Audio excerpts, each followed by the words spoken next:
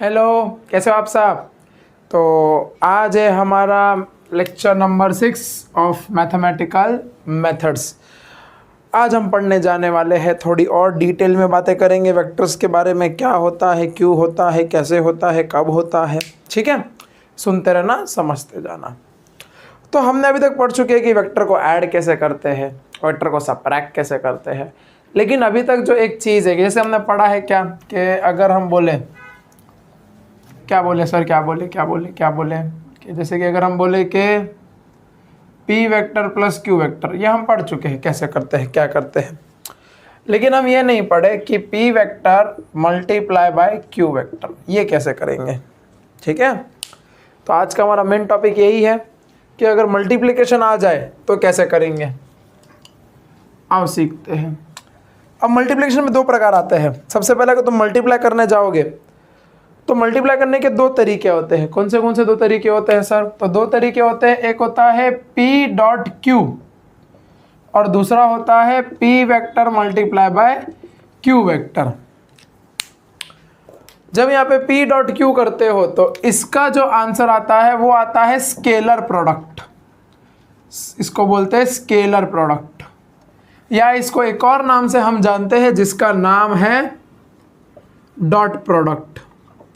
और आज हम यही पढ़ने वाले, स्केलर प्रोडक्ट और डॉट प्रोडक्ट। इसका नाम है तुम्हारा वेक्टर प्रोडक्ट, या इसको एक और नाम से जानते हैं हम क्रॉस प्रोडक्ट। नाम में समझ में आ रहा होगा कि वेक्टर क्यू और डॉट क्यू मतलब क्रॉस क्यू और dot Q. Dot vector because यहाँ पे डॉट से होता है, क्रॉस वेक्टर सिर्फ यहाँ पे मल्टीप्लिकेशन साइन से होता है। चलो तो डाल लो हेडिंग स्केलर प्रोडक्ट, ब्रैकेट में लिख दो डॉट प्रोडक्ट। आज पढ़ने जा रहे हैं scalar product and dot product. सबसे पहली चीज क्या पढ़नी है हमें, कौन सी मार्कर उठाए, ये उठा लेते हैं, स्केलर प्रोडक्ट और डॉट प्रोडक्ट।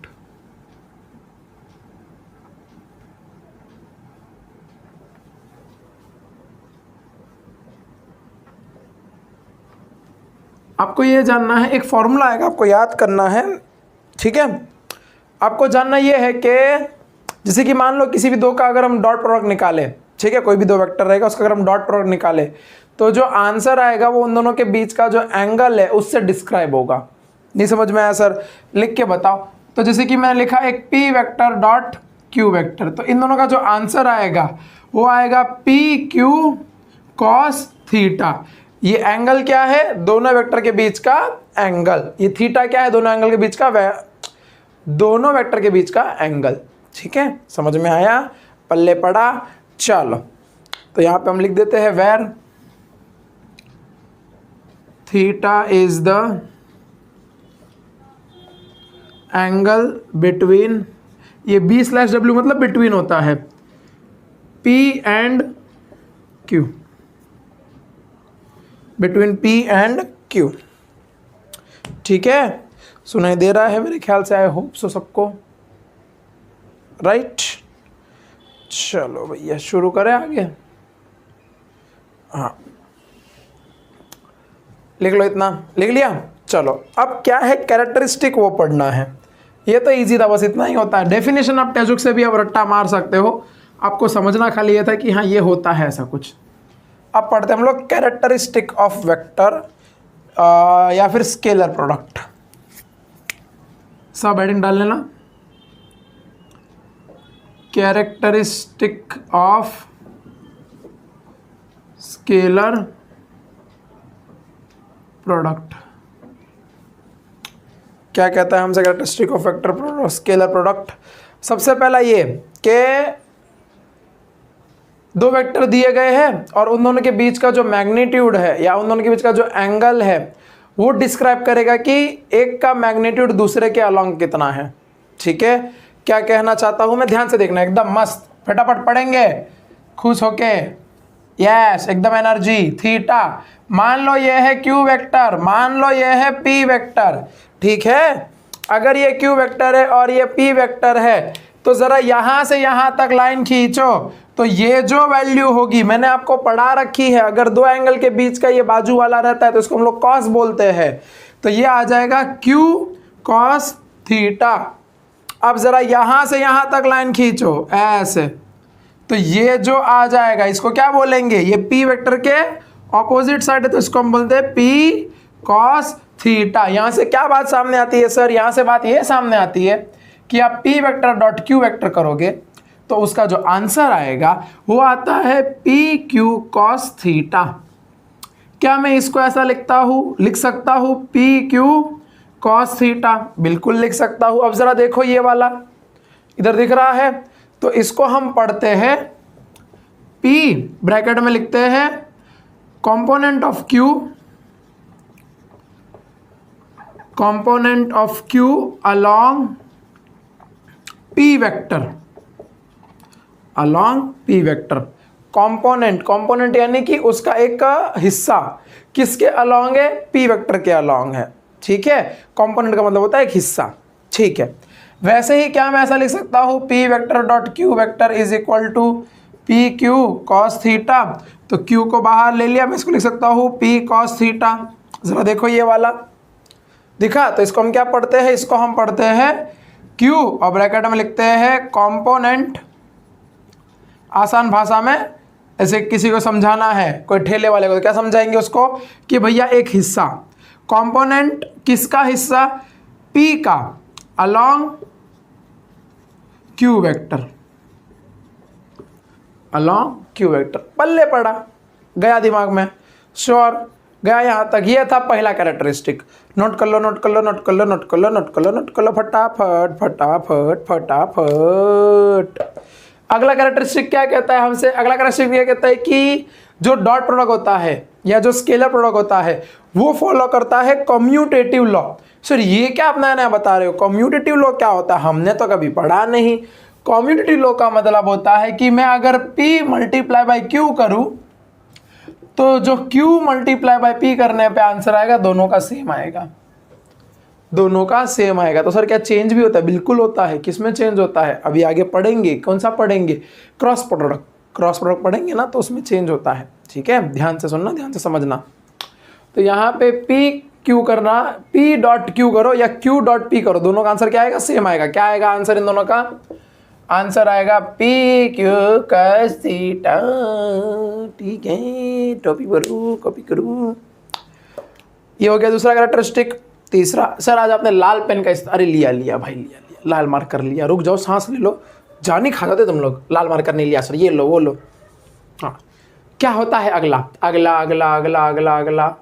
अगला होता है डिस्ट्रीब्यूटिव प्रॉपर्टी। सर ये हमें पता है, आपने पढ़ाया था कि अगर मैं p dot q vector plus r vector करूं तो इसका जो आंसर आएगा, डिस्ट्रीब्यूटिव प्रॉपर्टी क्या कहती है, दोनों को दे दो तो दे दोगे मतलब p vector dot q vector plus p vector dot r vector. इसको हम बोलते हैं डिस्ट्रीब्यूटिव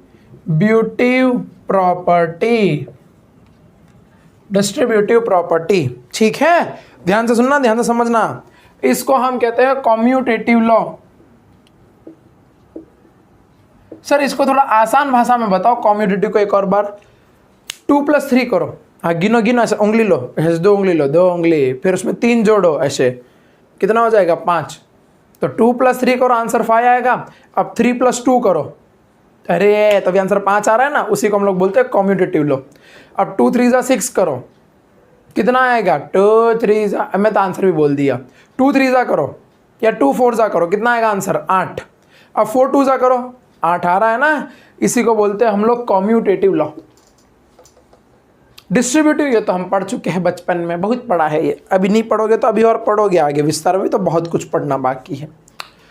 अब आता है कुछ एक वेक्टर का स्पेशल केसेस। कैसे स्पेशल केसेस है सर, आप बताते हैं। ये वाले चीज़ें अभी जो बताऊंगा ध्यान से सुनना, ध्यान से समझना।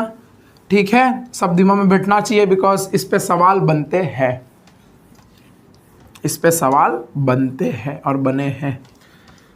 ये तो ठीक है, सब पढ़ा लेते हैं, सब पढ़ते हैं। हमें मेन अभी जो काम है इनसे ही है। किन से सर, अभी जो पढ़ेंगे आप, ध्यान से मिटाने दो पहले मेरे को बोर्ड। यस, सब पढ़ लेते हैं इतना, ठीक है। इसके आगे का लोगों के मन में उड़ना चालू करता है। सबसे पहले मान लो if theta is equal to 0 degree, if theta is equal to 90 degree, if theta is equal to 180 degree. 3 case लिए हैं मैंने कि एक 0 डिग्री, एक 90 डिग्री और एक 180 डिग्री। फॉर्मूला क्या कहता है, P vector dot Q vector is equal to P Q cos theta. P vector dot Q vector is equal to P Q cos theta. P vector dot Q vector is equal to P Q cos theta. अब यहाँ पे theta put करते चलो, तो पहले 0 degree put करो। Cos 0 की value हम सबको बचपन में रटाई जाती है। कॉस 0 की वैल्यू कितनी होती है, 0 होती है ना। 0 होती है कि 1 होती है, 1 होती है कि 0 होती है, 0 होती है कि 1 होती है, इसी में कन्फ्यूजन होते हैं, राइट। तो भैया कॉस 0 की वैल्यू होती है 1, ठीक है। तो कॉस 0 की वैल्यू जैसे ही 1 हो जाएगी तो यहाँ से क्या मैं P vector dot Q vector का आंसर पी क्यू आ जाएगा, बिकॉज ये वैल्यू तो 1 हो गई पूरी की पूरी। नहीं समझ में आया तो मैं लिख लेता हूँ, is equal to P Q cos 0। तो अब ये वैल्यू तो कॉस 0 की वैल्यू 1, तो ये वैल्यू तो हट गई, तो बचा क्या, पी क्यू। सर इसे साबित क्या होता है, इससे साबित ये होता है कि अगर तुम सेम प्रकार के वेक्टर लोगे, जैसे कि आई कैप डॉट आई कैप करो, फिर जे कैप डॉट जे कैप करो, फिर के कैप डॉट के कैप करो। इसका मतलब नहीं समझ में आया सर। आपको मैंने 3 दिशाएं पढ़ाई थी, एक ऐसी और एक ऐसी। ये होता है x, ये होता है y, ये होता है z, ये होता है आई कैप, ये होता है जे कैप, ये होता है के कैप, राइट। तो अगर आप i से i मल्टीप्लाई करोगे, आँख नहीं ये वाली i, इस i से इस i से मल्टीप्लाई करोगे तो भैया सेम डायरेक्शन में आएगा, मतलब एंगल कितना दोनों के बीच का, 0। ये i है, आई कैप, ये भी आई कैप, दोनों की डायरेक्शन में है, दोनों के बीच का एंगल 0। ये जे कैप, ये जे कैप, दोनों के बीच का एंगल 0। ये के कैप, ये भी के कैप, दोनों देखो आपकी तरफ आ रहे, एंगल कितना है, 0, ठीक है। उस हिसाब से तो यहाँ पे आंसर कितना आ जाएगा, इन सब का आंसर आ जाता है 1। इन सब का आंसर कितना आता है, 1/2। अच्छा सर चलो आगे बढ़ो, आप बताओ थोड़ा कुछ अच्छी अच्छी चीज़ें बताओ सर, और थोड़ी क्या अच्छी चीज़ बताओ, आपको क्या जाननी है बताओ, मैं आपको सब बताता हूँ। ही सर आप कैसी कैसी बातें करते हो। आओ ये वाली बातें करते हैं कि मान लो अभी यहाँ पे कॉस की वैल्यू रखो 180, थीटा की वैल्यू रखो 180, तो P vector dot Q vector is equal to P Q cos 180 degree. अब कॉस 180 की वैल्यू कितनी होती है आपको नहीं पता, मैं आपको बता रहा हूँ, और पता है तो बहुत अच्छी बातें होती है, -1। कितनी होती है, -1। इसीलिए मैंने वो करवाया, उसके बाद तुरंत ये करवाया, बिकॉज वहाँ पे वैल्यू 1 होती है, यहाँ पे वैल्यू होती है -1।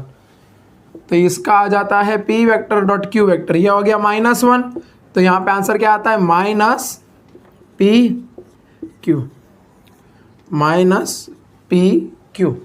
गया, बस पल्ले पड़ा सुअर। चलो आगे बढ़ते हैं। अब मान लो जैसे कि आपको दे रखा है एक अगला वेक्टर। सर कौन सा वेक्टर दे रखा है, आप किसकी बात कर रहे हो, ये वाला। अब 90 डिग्री से आपको क्या समझ में आता है, 90 डिग्री से आपको क्या समझ में आता है। अगर ये थोड़ा अच्छे से समझना है तो देखो ऐसा करो कि ये एक वेक्टर है आई कैप, पॉजिटिव x की तरफ है, और 180 क्या होता है, ये तो होता है, तो ये आई कैप क्या है, नेगेटिव की तरफ, इसलिए माइनस, तो ये इंटू ये माइनस आई कैप, हो गया ना, पल्ले पड़ा। इस प्रकार से अब अगर इसकी बात करें तो ये कैसा होता है, ये होता है, चलो मैं डायग्राम भी बना ही लेता हूँ। ये अगर इधर है तो ये भी इधर, आई कैप क्या लॉन्ग, ये अगर जे कैप है तो ये माइनस जे कैप। चलो अब ये वाला, तो मान लो ये आई कैप है, थोड़ा नीचे बनाते हैं, और ऊपर की तरफ है जे कैप। दोनों कितने 90 डिग्री पे है, 90 डिग्री पे, दोनों ऑपोजिट है। चलो तो ऑपोजिट मतलब सॉरी फॉर दैट, मतलब दोनों परपेंडिकुलर एक दूसरे से। तो पी क्यू कॉस 90, कॉस 90 की वैल्यू कितनी होती है, कॉस 90 की वैल्यू कितनी होती है, 0। तो पी क्यू की यहाँ पे वैल्यू कितनी आ गई, 0। सर इससे क्या बात प्रूव होती है, इससे बात ये प्रूव होती है कि अगर आप आई कैप डॉट जे कैप करो, अगर आप के कैप डॉट जे कैप करो, अगर आप आई कैप डॉट के कैप करो, कुछ भी कर लो, कुछ भी, दो अलग अलग होने चाहिए, सेम नहीं होने चाहिए। सेम होंगे तो आंसर 1 आएगा, अलग अलग होंगे तो आंसर क्या आ जाएगा? 0। आंसर क्या आ जाएगा? 0। कितना आएगा? 0। पढ़ेंगे और विस्तार में, आप टेंशन मत लो, पहले आप खाली इतना समझते चलो जो मैं बता रहा हूँ, ठीक है? पल्ले पड़ा? श्योर? आगे बढ़े? चलो आगे बढ़ते हैं, करो नोट डाउन करो इसको फटाफट।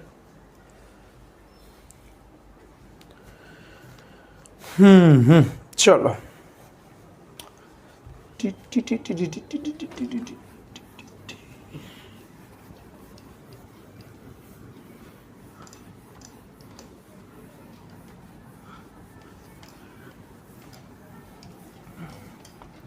दिन दोपहरिया, मैं जानू न जानू न जानू न जानू न, दिन बदन बदन के कह रहा है ये गिलेरिया, मैं जानू न जानू न जानू न जानू न।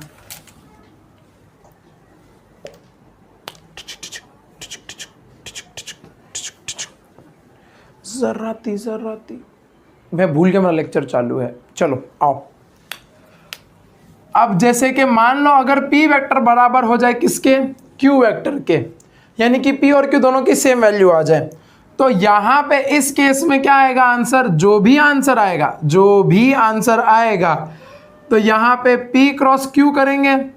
p क्रॉस q का मतलब कि या तो, अब देखो q को तुम p की तरफ रिप्लेस कर दो तो क्या हो जाएगा?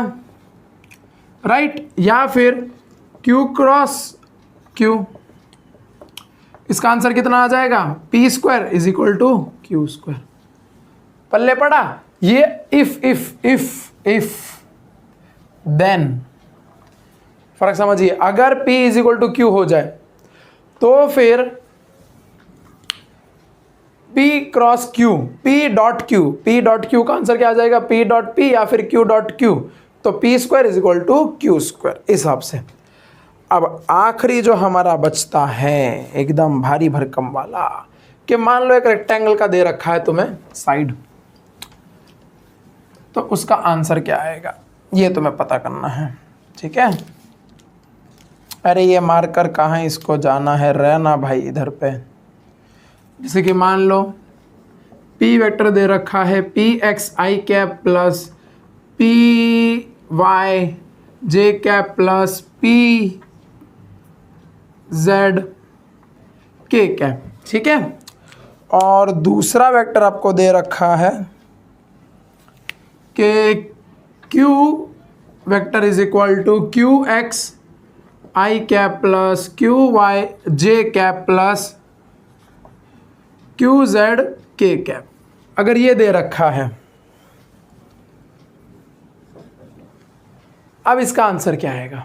ये रेक्टेंगल का एक साइड दे रखा है, मतलब रेक्टेंगल के ये सब डायमेंशंस दे रखे हैं ऐसे ऐसे, तो यहाँ पे जब मैं p vector dot q vector करूँगा तो इसका जो आंसर मेरे को निकल के आता है, इसका जो आंसर आता है, ठीक है, तो वो आता है मेरे को px qx plus py qy plus pz qz। क्या करना है आपको? इससे इससे मल्टीप्लाई, इससे इससे मल्टीप्लाई, इससे इससे मल्टीप्लाई। सर हम कैसे मान लें? बिल्कुल बराबर बात है, कोई भी आपको कुछ भी पढ़ा नहीं मानना चाहिए जब तक वैलिड प्रूफ ना दे, वो जब तक वैलिड प्रूफ ना दे। आइए सीखते हैं, अब पूरा सॉल्व करने जा रहा हूं मैं, आप ध्यान से देखना कि कैसे क्या आएगा, वो आंसर हम निकाल के देखते हैं कि आ रहा है कि नहीं आ रहा। तो इसका मतलब क्या हुआ कि मैं लिख दूँ पी एक्स आई कैप प्लस पी वाई जे कैप प्लस पी जेड के कैप, मल्टीप्लाई किससे है?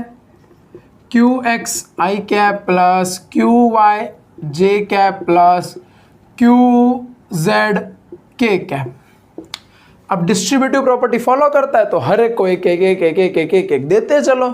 तो कैसा आ जाएगा इसका कि पी एक्स आई कैप पूरा ब्रैकेट क्यू एक्स आई कैप प्लस क्यू वाई जे कैप प्लस क्यू जेड के कैप, फिर प्लस, बिकॉज यहाँ पे प्लस है ना, अब इससे इस पूरे ब्रैकेट को मल्टीप्लाई करो, फिर प्लस डालना और फिर ये पूरे ब्रैकेट को मल्टीप्लाई करो, तो क्या आ जाएगा पी वाई जे कैप ब्रैकेट में क्यू एक्स आई कैप। मैंने इसको लेके किया, आप इसको लेके भी कर सकते हो, सेम ही आएगा, ठीक है। हाँ, तो अब बढ़ाते हैं, लिखते हैं आई कैप प्लस क्यू वाई जे कैप प्लस क्यू जेड के कैप। अब नीचे लिखते हैं के प्लस पी जेड के कैप। सर इतना सब लिखना पड़ेगा? जी हाँ बबुआ, आता है ये, प्रूफ के लिए पूछ लेगा आपको कि प्रूफ ये प्रॉपर्टी, ये कैरेक्टरिस्टिक क्यू एक्स आई कैप प्लस क्यू वाई जे कैप प्लस क्यू जेड के कैप। चलो इतनी चीज़ें तो हमने लिख ली। अब क्या किया जाए? अब मल्टीप्लाई करो अंदर। अब अंदर क्या करो? मल्टीप्लाई करो। तो जैसे ही आप अंदर मल्टीप्लाई करोगे तो आपको कुछ कुछ चीज़ें दिखने को चालू हो जाएगी। क्या देखने को चालू हो जाएगी? सबसे पहले तो देखो ये दोनों एक्स के डायरेक्शन में है, तो इन दोनों को हम काम करते हैं करके सॉल्व करना चालू करते हैं। जैसे कि यहाँ पे लिखो आई कैप डॉट आई कैप और बाहर क्या ले लो पी इंटू क्यू। ये समझ में आया यहाँ पे क्या हुआ? मैंने इसको इससे मल्टीप्लाई किया, यहाँ पे लिखा, और p को q से मल्टीप्लाई किया। हाँ मेरे को मालूम पड़ गया वो x के डायरेक्शन में, इसके लिए मैंने लिख दिया और लिखने की ज़रूरत भी नहीं है। क्यों? ये i क्या दिखा रहा है? ये i दिखा रहा है कि हाँ x की दिशा में है। ये j क्या दिखाएगा कि हाँ y की दिशा में है, ऐसा, ठीक है। फिर प्लस करने के बाद आई कैप डॉट जे कैप, तो आई कैप डॉट जे क्या आ जाएगा? पी क्यू प्लस आई कैप डॉट के कैप, तो क्या आ जाएगा? पी डॉट क्यू, ठीक है। इसको सॉल्व किया, ये आया। अब आगे अब आपको ना समझ में आया तो एक काम करते हैं, हम लिख ही लेते हैं यहाँ पे x ये कौन सा था? x y, ये कौन सा था? x z। आपको क्या, मेरे को भी इसमें कन्फ्यूजन होगा थोड़ा बहुत, तो इसके लिए लिख दिया। चलो बेटर है, कन्फ्यूजन ना हो इसके लिए लिख दिया। आगे अब देते चलो, तो j cap dot I cap, बाहर क्या आ जाएगा? P Y Q X plus j cap dot J cap, बाहर क्या आ जाएगा? P Y Q Y plus मैं उधर लिखता हूँ इसके आगे का, अरे यार एक तो वायर बीच में आ जाता है थोड़ा थोड़ा, plus J cap dot K cap, बाहर क्या आ जाएगा? P Y Q Z plus, अब ये वाला हो गया, बस खत्म। अब तो ये कर लेंगे तो हो जाएगा। तो के कैप डॉट आई कैप, बाहर क्या आ जाएगा? P Z Q X plus K cap dot J cap, बाहर क्या आ जाएगा? P Z Q Y plus, फिर क्या आ जाएगा यहाँ पे? के कैप डॉट के कैप, यहाँ पे क्या आ जाएगा? बाहर पी जेड क्यू जेड। आपको समझ में आया क्या किया? सबसे पहले दोनों को मल्टीप्लाई किया, तो डिस्ट्रीब्यूटिव से इसको ये दे दिया प्लस इसको ये दे दिया प्लस इसको ये दे दिया, तो ये तीनों चीज़ें कर ली। अब उसके बाद इसको इससे मल्टीप्लाई किया, प्लस डाला, इसको इससे मल्टीप्लाई किया, प्लस डाला, इसको इससे मल्टीप्लाई किया। जैसे ही मल्टीप्लाई किया तो मैंने आई कैप आई कैप आई कैप जे कैप के कैप ये सब कॉमन लेके लिखना चालू कर दिया ब्रैकेट में। पल्ले पड़ा। अब मैंने आपको अभी जस्ट दो बातें बताई है। कौन सी बातें? कि अगर तुम आई कैप डॉट आई कैप करो, अगर तुम जे कैप डॉट जे कैप करो, अगर तुम के कैप डॉट के कैप करो, तो इसका आंसर कितना आता है? इसका आंसर आता है 1, राइट। अगर तुम आई कैप डॉट जे कैप करो, इसका उल्टा करो जे कैप डॉट आई कैप, कुछ भी कर लो। फिर ये दोनों खत्म हो गए, आई जे हो गया। अब जे कैप डॉट के कैप करो, इसका उल्टा करो के कैप डॉट जे कैप करो, ये हो गया। अब आई और के को लेके आओ, तो आई कैप डॉट के कैप करो या फिर के कैप डॉट आई कैप करो। दोनों, इन सब का आंसर क्या आता है? 0। ज़रा देखो ये सब चीज़ यहाँ पे दिख रही है क्या आपको? चलो मैं दूसरी मार्क कर लेता हूँ तो आपको एकदम साफ साफ दिखना चालू हो जाएगा। ये देखो 1, ठीक है, उसको रखो। इसका आंसर क्या आ गया 1। पहले जो जो कट रहा है उसको हम देखते हैं। तो i.j ये मर गया। फिर क्या आता है, ये देखो i.k दिखा, उसका आंसर भी क्या है 0, ये भी मर गया। मर गया मतलब 0, खत्म। फिर यहाँ पे j.i का भी आंसर क्या है 0, खत्म। फिर उसके बाद ध्यान से j.j उसको रखना है। j.k अलग अलग है, मार दो। क्यों अलग अलग मालूम पड़ा ना, क्यों मारना है, 90 डिग्री पे है इसीलिए। यहाँ पे k.i मार दो। फिर k.j तो k.j भी मार दो। फिर क्या बचेगा तुम्हारा k.k, तो इसको रखना है। अब फाइनली आंसर क्या निकल के आया, हा। तो तुम्हारा जो बचेगा वो बचेगा i.i px plus j.j py plus k.k pz qz। अब ज़रा देखो इन तीनों की वैल्यू i.j.k. एक आ रही है, तो आंसर क्या आ गया निकल के finally px qx plus py qy pz qz।